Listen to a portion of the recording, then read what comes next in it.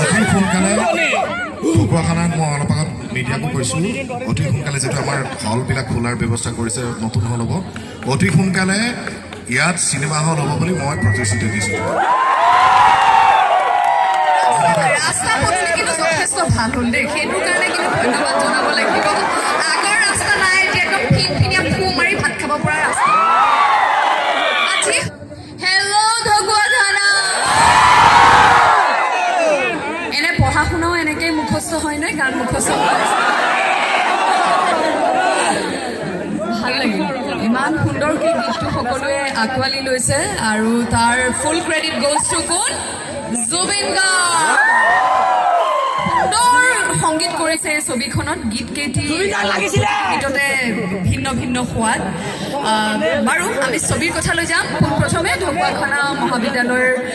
মোৰ শ্ৰদ্ধাৰ শিক্ষাগুৰু অধ্যক্ষ ডাঙৰীয়া আৰু সকলো ছাত্ৰ ছাত্ৰীক মোৰ আন্তৰিক মৰম আৰু সশ্ৰদ্ধ প্ৰণাম জ্ঞাপন কৰিছোঁ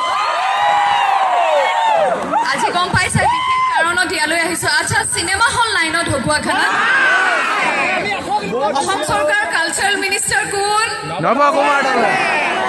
তেখেতৰ সমষ্টি কোনখন এতিয়া আমি ছাৰক কি ৰিকুৱেষ্ট কৰিম এক্সেক্টলি অতি সোনকালে চবে ইমেইল আমি ৰত্নাকৰ চাব লাগে প্ৰতিখন অসমীয়া ছবি চাব লাগে আমাক ইয়াতে এটা চিনেমা হল লাগে এটা নহয় দুটা লাগে নে কি ৰাইজে এই অঞ্চলৰ দাঁতিকাষৰীয়া অঞ্চলৰ ৰাইজেও অসমীয়া কলা সংস্কৃতি অসমীয়া শিল্পীক কিমান ভাল পায় সেয়া আজিৰ কথা নহয় মই 2007-08 চনৰ পৰা থিয়েটাৰ কৰিছোঁ প্ৰতি বছৰে ইয়ালৈ আহিলে প্ৰায় 2-3টা শ্ব' কৰিবলগীয়া হয় শেহতীয়াকৈ মই ইয়াতে ৰাধা এবাৰ হাঁহিদেও কৰি থৈ গৈছোঁ ঘুগুহাট কৰিছিলোঁ ঘুগুহাট হৈছিলে তাৰপিছত ৰাস কৰিছোঁ মই ভাটি অয়েঙিয়াত ৰাস কৰিছোঁ কেনেকৈ মানুহ আহে আমাক চাবলৈ আমাৰ অভিনয় চাবলৈ গতিকে ইয়াতে ছবিগৃহ একদম লাগে তেতিয়াহে আমাৰ অসমীয়া চলচ্চিত্ৰ চলি থাকিব আৰু সেই জোৰটো আপোনালোকে দেখুৱাব লাগিব যেতিয়া দেখিব যে বোলে বা মানুহ হিল দল ভাঙি ইমান কষ্ট কৰি লখিমপুৰ যাবলগীয়া হৈছে তেতিয়াই ইয়াতে যতীন দাই প্ৰতিশ্ৰুতি দিছে দেই চিনেমা হল হ'ব বোলে হ'ব বঢ়িয়া কথা অতি সোনকালে ঢকুৱাখানাত মই অলপ আগত মিডিয়াকো কৈছোঁ অতি সোনকালে যিটো আমাৰ হলবিলাক খোলাৰ ব্যৱস্থা কৰিছে নতুন হল হ'ব অতি সোনকালে ইয়াত চিনেমা হল হ'ব বুলি মই প্ৰতিশ্ৰুতি দিছোঁ ৰাস্তা পদূলি কিন্তু যথেষ্ট ভাল হ'ল দেই সেইটো কাৰণে কিন্তু ধন্যবাদ জনাব লাগিব আগৰ ৰাস্তা নাই এতিয়া একদম ফিনফিনীয়া ফু মাৰি ভাত খাব পৰা ৰাস্তা আজি হওক এনে প্ৰেমত মান অভিমান হয়নে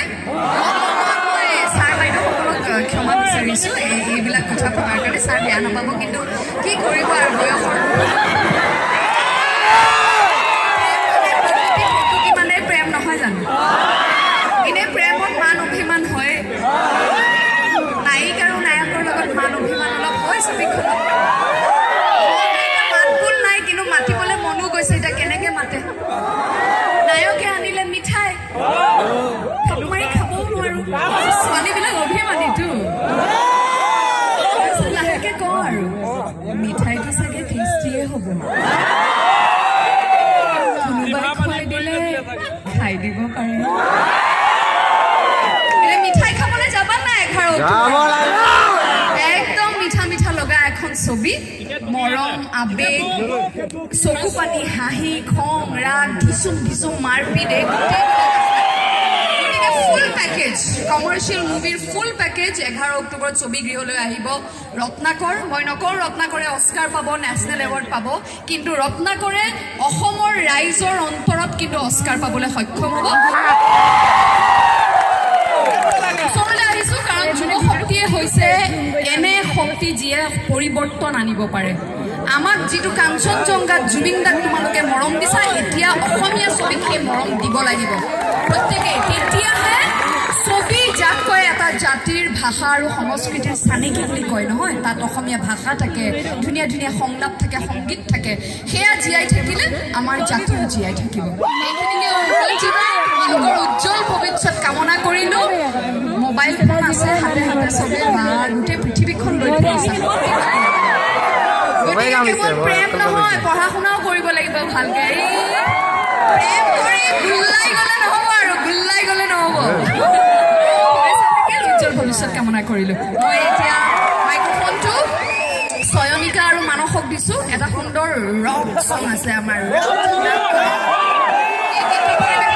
চয়নিকা ফাৰ্ষ্ট লেডি ৰেপাৰ অসমৰ।